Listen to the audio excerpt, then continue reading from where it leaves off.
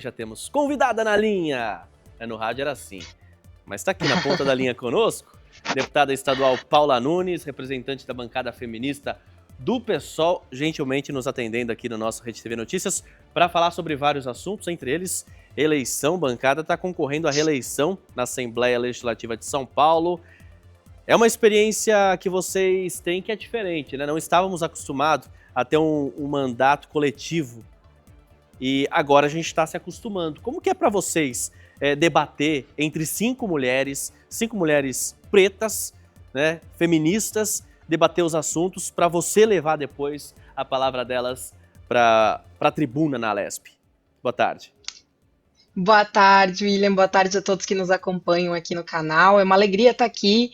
Eu agradeço também o convite e, bom, na verdade eu acho que essa é uma experiência inovadora da política, mas é uma experiência muito interessante, né? Os mandatos parlamentares no Brasil são muito identificados com trajetórias individuais de pessoas. Eu costumo dizer, inclusive, que a gente tem uma coisa muito ruim na política, que é uma ideia muito personalista, uma forma muito messiânica de fazer política, aquela história do político que transformou a sua vida, a vida da sua família, e a partir daí fez uma escolha de entrar para a política para mudar a vida do povo do estado de São Paulo.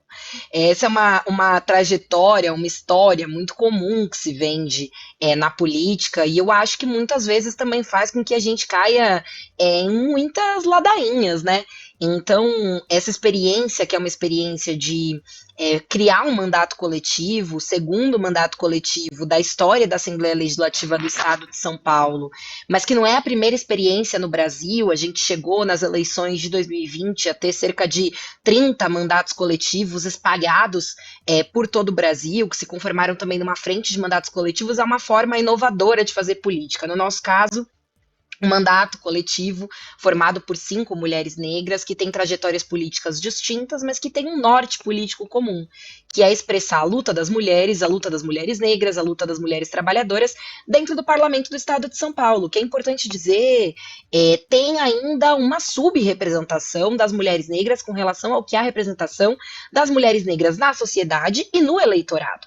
As mulheres negras são, no Brasil, cerca de 29% da população. O maior segmento populacional isolado que existe é formado por mulheres negras, mas atualmente, no Parlamento do Estado de São Paulo, nós somos só 5 mandatos de mulheres negras de 94 deputados. É o maior número que já houve na história, mas é um número ainda muito pequeno. Então essa luta é uma luta também para ampliar essa representação de mulheres negras na política, hackeando o sistema, fazendo de uma forma diferente e nos juntando para fazer ainda mais de nós chegar lá. É uma experiência legal, interessante, inovadora, e eu acho que traz muitos frutos para a política, porque tira o foco de uma pessoa específica e coloca o foco em uma ideia, no nosso caso, na defesa da luta das mulheres. Um pouco com a deputada federal Tabata Amaral, e a gente falava também sobre as eleições. Eu quero abordar também contigo as eleições aqui em São Paulo. Vocês estão disputando a reeleição, mas eu queria saber, na composição da esquerda aqui em São Paulo, a gente tem discutido, por exemplo, vagas para o Senado, as vagas que vão ser ocupadas para deputados aqui na chapa de Fernando Haddad, e também o posto de vice de Haddad, que ainda não foi definido. Muito tem se falado, mas eu vejo pouca gente do PSOL sendo considerado, e o PSOL é uma das bases de apoio de Haddad aqui em São Paulo. Você sente que falta um pouquinho um aproveitamento das lideranças pessoalistas também nesses cargos que são considerados até um pouco mais relevantes, nível nacional, ou até para compor a chapa de vice de Haddad, que ainda está em aberta? Bom, nós estamos num diálogo super intenso com a campanha do Haddad. Nós temos uma relação bastante próxima com essa campanha, a campanha que a gente constrói, né, desde o início, uma pré-campanha que a gente constrói desde o início e que ainda está com muitas pontas abertas, né, para dizer quem vai ocupar as vagas de pré-candidatos ao Senado e também de vice. O PSOL compõe federação com a Rede.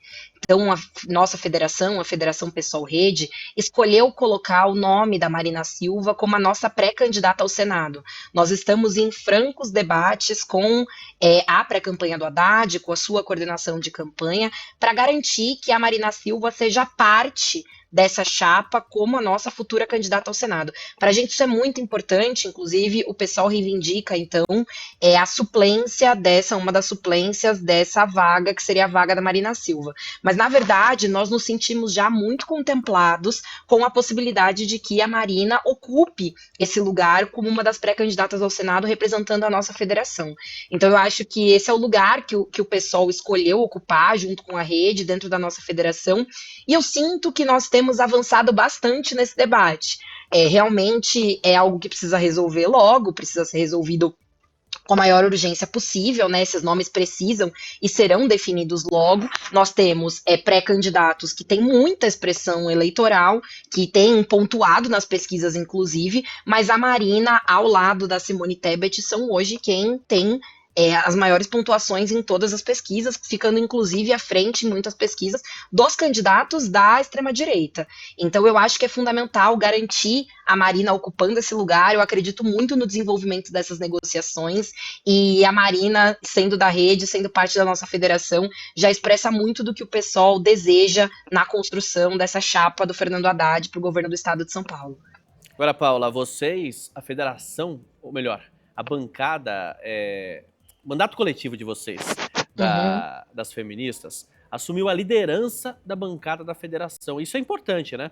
A gente não pode menosprezar, porque são 7 deputados de PSOL e Rede na Assembleia aqui de São Paulo, e vocês agora ocupam esse posto de liderança. É um mandato coletivo na liderança dessa bancada. O que isso muda na atuação de vocês? Muda muito, né? Nós já temos um senso de responsabilidade muito grande com a construção do nosso partido e com a construção de uma oposição unificada aqui dentro da Assembleia Legislativa, em oposição ao governo do Tarcísio de Freitas, né? Nós temos uma construção política muito unitária aqui, que vai muito ao encontro do que as ideias que a gente desenvolve com a federação do PT, PCdoB e Rede, com alguns parlamentares do PSB, e juntos nós conseguimos construir uma oposição forte, ainda numericamente muito inferior aos parlamentares da base do governo do estado, mas uma oposição dura e contundente a projetos que nós consideramos projetos ruins a serem implementados e que foram votados aqui na Assembleia Legislativa. Foi assim ao longo dos quase 4 anos que nós já temos de mandato do governador Tarcísio de Freitas, né? Foi assim com a privatização da Sabesp, que nós dizíamos que seria ruim para o povo do estado de São Paulo, e agora a gente já viu o resultado: conta mais cara, serviço pior, pessoas sofrendo acidentes gravíssimos. Foi assim com a implementação das escolas cívico-militares, que nós também dizíamos que não era um projeto de educação adequado para o estado de São Paulo. Já vem se comprovando denúncias dentro das escolas cívico-militares, piora também na qualidade educacional. Foi assim com a redução do orçamento da educação em 5%, apresentada pelo governador Tarcísio aqui.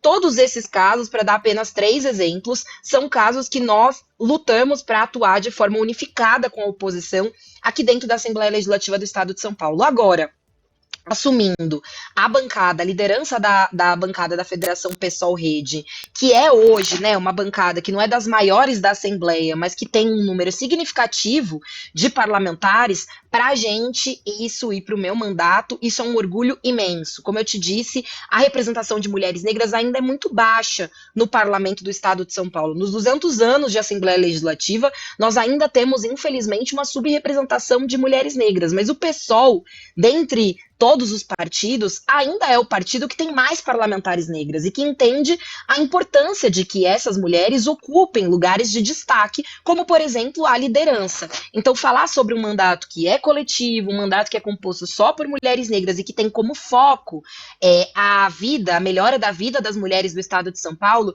para a gente é um motivo de muito orgulho e um senso de muita responsabilidade assumir essa liderança. Por 2 razões. Primeiro, porque nós estamos vivendo um momento em que a vida das mulheres tem importado cada vez menos no nosso estado.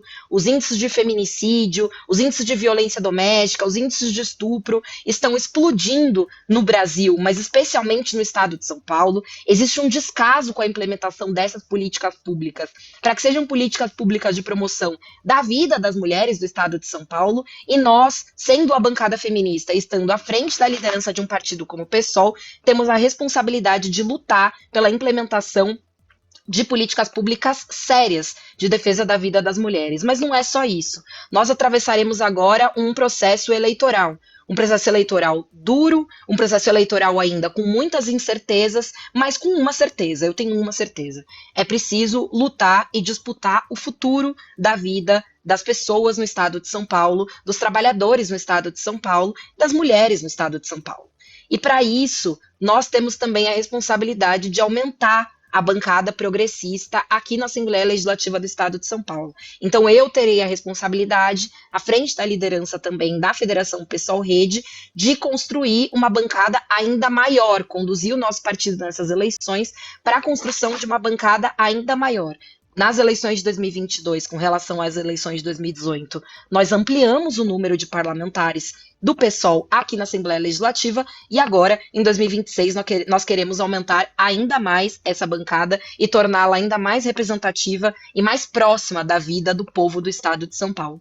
Ter parlamentares e políticos com a cara, com o jeito e com a história do povo do estado de São Paulo é a nossa prioridade e a minha prioridade na construção, na condução da nossa bancada ao longo dos próximos meses. Deputada, eu ontem conversei com a deputada Ediane Maria, sua colega aí de Alesp. E eu fiz uma pergunta que eu vou repetir agora sobre quando vocês prometem tentar ampliar a participação de parlamentares de esquerda no nosso parlamento aqui paulista. Mas eu vejo pouco, assim, comparando com os políticos e influenciadores da direita, eu vejo pouca presença de vocês nas redes sociais, inclusive do pré-candidato Haddad, a gente não vê muito a movimentação. Já os bolsonaristas ou os de direita, do MBL, ligado a esse grupo, eles têm muita habilidade em trabalhar nas redes sociais. A deputada Ediane Maria, ela colocou um peso, assim, dessa falta de atuação de vocês pública no algoritmo das redes sociais. E eu queria retornar essa pergunta também para você, deputada. Por que os deputados da esquerda e até o pré-candidato Haddad, que vai concorrer para o governo de São Paulo, têm essa atuação menos engajada nas redes, ou se é que tem uma atuação para as redes sociais, mas não está faltando alguma coisa para tentar aumentar a participação da esquerda aqui na Assembleia de São Paulo e até para aumentar as chances de Haddad contra o atual governador do estado? Bom, eu diria que a direita, a extrema-direita especialmente, né, não a direita clássica, tradicional, entendeu antes de nós da esquerda qual era a linguagem das redes sociais. Entendeu antes o que viralizava, entendeu antes qual era a linguagem que atendia especialmente jovens da geração Z, que são muito conectados com as redes sociais, e usaram e aprofundaram isso, inclusive para fazer disputa para além do período eleitoral, para fazer uma disputa ideológica mesmo nas redes sociais. Isso é um tema. O outro tema é que realmente, como, né, a deputada Ediane disse aqui, e você reproduziu agora, na verdade, a lógica das Big Techs e o algoritmo é totalmente voltado, ou não é isento, por assim dizer. Né? Quando nós defendemos a imprensa e uma imprensa livre, quando nós defendemos a liberdade de imprensa, inclusive, nós fazemos isso entendendo que, por exemplo, quando se trata de redes sociais, é só ver o que eram esses momentos agora das eleições do Trump e o que era quem estava ao lado do Trump na sua posse, e ver que todos os controladores dessas redes sociais, das Big Techs, estão totalmente alinhados internacionalmente, inclusive, com a política de extrema-direita. Agora eu vi que vocês estavam, né, transmitindo ao vivo um julgamento sobre as Big Techs no Supremo Tribunal Federal, que é um grande tema, um grandioso tema. O Brasil lutou e ainda luta muito para que exista algum tipo de responsabilização e que haja algum tipo de representação das Big Techs e dos responsáveis pelas redes sociais aqui no Brasil, né, fisicamente aqui no Brasil, que tenha quem se responsabilizar, que tenha algum tipo de controle, isso é um grande tema. Então, eu sinto que são dois temas. Primeiro, como eu disse, reconhecer que eles entenderam mesmo qual era a linguagem das redes sociais, qual era a linguagem da viralização, qual era a linguagem do algoritmo, que inclusive em muitas redes sociais é a linguagem do ódio, né, a linguagem da disputa, é a linguagem da efervescência, é a linguagem de ir lá com uma câmera na mão, no rosto de alguém e fazer uma grandiosa denúncia, muitas vezes sem lastro nenhum na realidade, mas nós também não podemos ignorar que muitas vezes essas vozes nas redes sociais são utilizadas para propagar desinformação. Desinformação em massa, desinformação sem controle, desinformação sem regulamentação, em redes sociais que são controladas, não são neutras, em algoritmos que não são neutros, que são controlados e direcionados para eles, inclusive sob o ponto de vista político, e é só ver quem está muito ligado e muito conectado, os grandes controladores dessas redes sociais, como as big techs. A gente tem visto perfis de influenciadores grandes nas redes sociais de esquerda sumirem, desaparecerem do nada, sem nenhuma forma de recorrer. Foi o caso do Chavoso da USP, o próprio Jones Manuel já foi muitas vezes banido de redes sociais como o Instagram, e depois consegue, por meio de ações judiciais, retomar as suas redes sociais. Então, assim, na verdade, quem controla as redes sociais, né? Com quem está esse controle? Então, eu acho que é um duplo tema, assim, entender a linguagem das redes é um tema, mas também entender que o algoritmo e as big techs não são neutros é um outro tema. Mas eu também defendo que nós temos exemplos de pessoas que estão entendendo essa linguagem.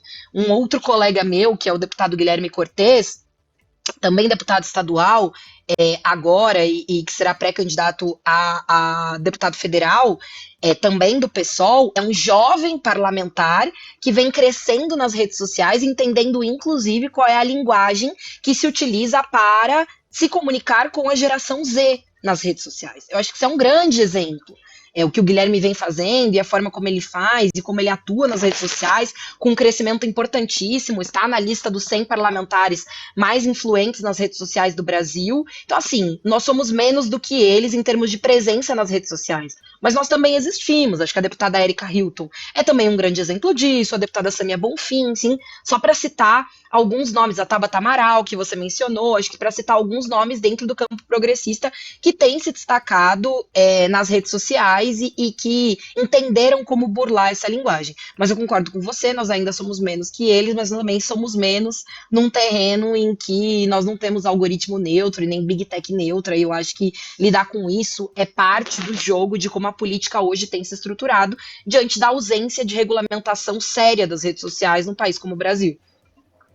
Deputada, a CCJ da Câmara dos Deputados aprovou o projeto da maioridade penal, reduzindo de 18 para 16 anos. Na verdade, para a CCJ, ela recebe o projeto. Então, ela aprovou o recebimento, admissibilidade. Agora passa por uma comissão especial, que ainda vai ser criada pelo presidente da Câmara.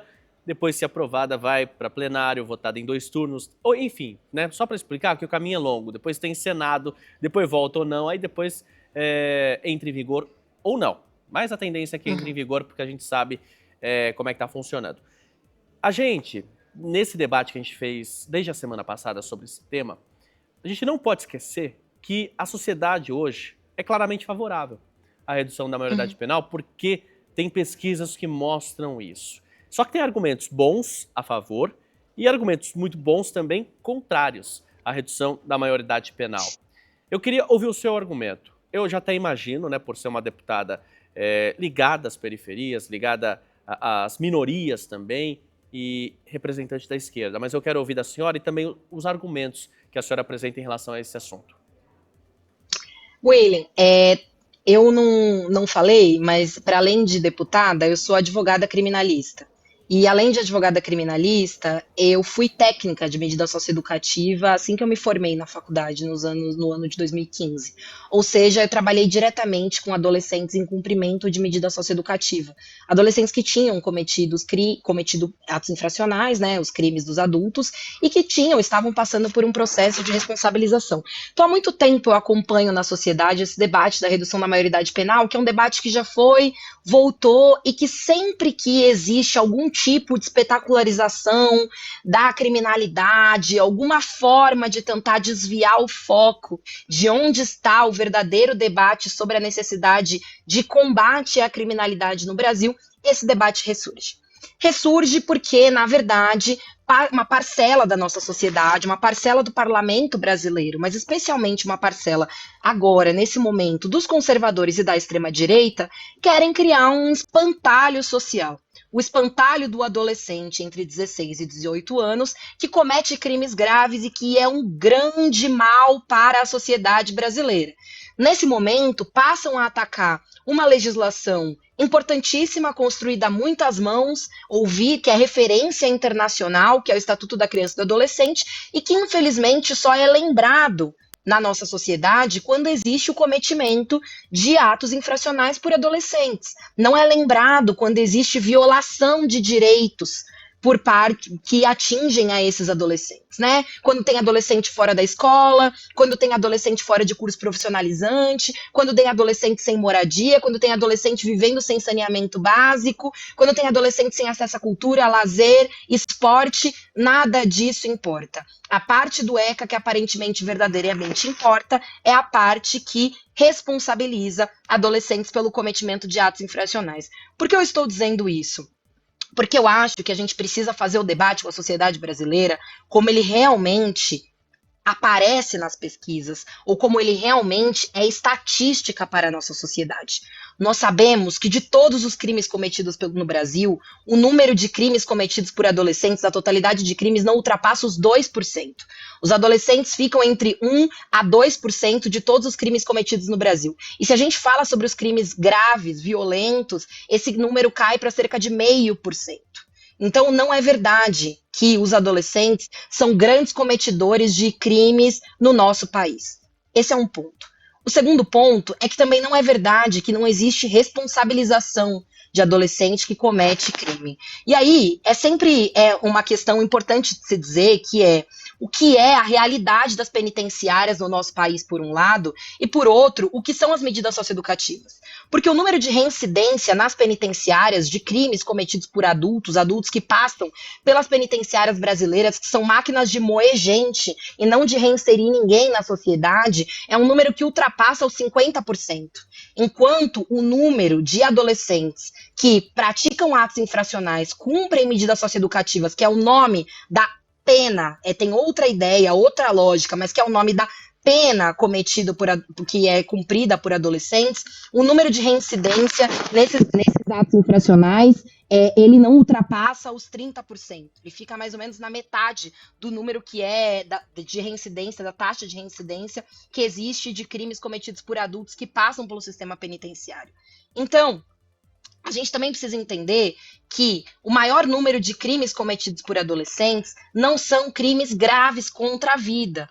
É roubo, furto e tráfico. Crimes muito ruins. Eu vivo no estado de São Paulo, lido com segurança pública como um dos grandes temas que eu atuo no meu mandato e sei que as pessoas têm uma sensação de insegurança horrível no estado de São Paulo. As pessoas têm medo de ter o seu celular furtado no ponto de ônibus quando estão esperando o ônibus. As pessoas têm medo de ter uma arma apontada para si e que um roubo aconteça. São crimes realmente graves, mas não são os homicídios, não são os estupros que estão na linha de frente dos crimes cometidos por adolescentes no nosso país e no estado de São Paulo. O roubo e o tráfico de drogas juntos, que são crimes aquisitivos, ou seja, crimes que são cometidos para aumento do patrimônio da pessoa que comete esse crime, são crimes que ultrapassam a metade, mais do que a metade do número de atos infracionais que são cometidos por adolescentes. E eu estou trazendo todos esses dados porque eu acho que é muito importante que a nossa população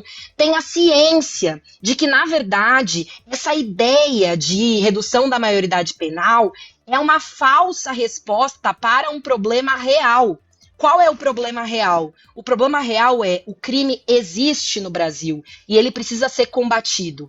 Como se combate crime no Brasil? Desmontando o crime organizado.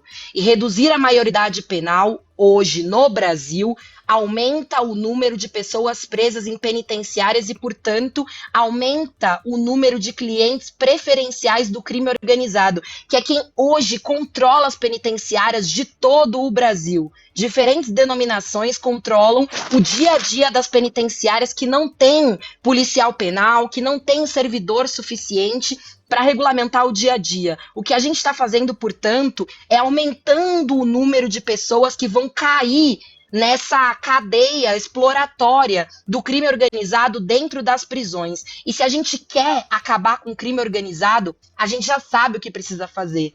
Desmontar a cadeia desses crimes, seguir o dinheiro e entender onde moram não só operações midiáticas, mas onde está de fato a lavagem de dinheiro do crime organizado. Onde estão sendo construídas empresas pelo crime organizado. Porque cada vez que um adolescente de 16, 17 anos que estava na biqueira comercializando droga cai por tráfico, no dia seguinte ele é trocado por outro que vai também cair nessa mesma rede de criminalidade e não vai sair mais. Porque se a pessoa vai para dentro da cadeia, ela fica fiel ao crime organizado e ela sai da cadeia e ela vai cometer o crime de novo. E assim vai. É um fluxo de entrada e saída de jovens negros e periféricos da penitenciária que não acaba nunca. Porque, como eu disse, nós não estamos preocupados com a verdadeira violação de direitos a que os nossos adolescentes estão submetidos, que é a falta de políticas públicas que garantam o acesso deles à educação, à cultura e ao emprego digno no nosso país. Então, para mim, esse debate é um grande espantalho social e eu sinto muito que um debate tão sério esteja sendo feito dessa forma na sociedade e por isso eu fico feliz, na verdade, de estar fazendo esse debate aqui na TV aberta, falando com as pessoas sobre isso. Eu acho que é um espaço importante de avançar e seguir debatendo. Deputada, agradeço demais o tempo nesse debate comigo aqui no Rede TV Notícias e sinta-se sempre convidado aqui para participar, inclusive quando tiver disponibilidade de vir presencialmente no estúdio. Quero fazer um confronto ao vivo aqui, de repente com um deputado de outra linha ideológica, talvez um deputado do PL também, colega seu da Leste. A gente pode fazer isso ao vivo aqui no estúdio, acho que vai ser bem legal também. Tá bom? Sinta-se convidado. Tá ótimo, eu aceito. Muito obrigada, William. Um abraço a todos vocês. Boa tarde.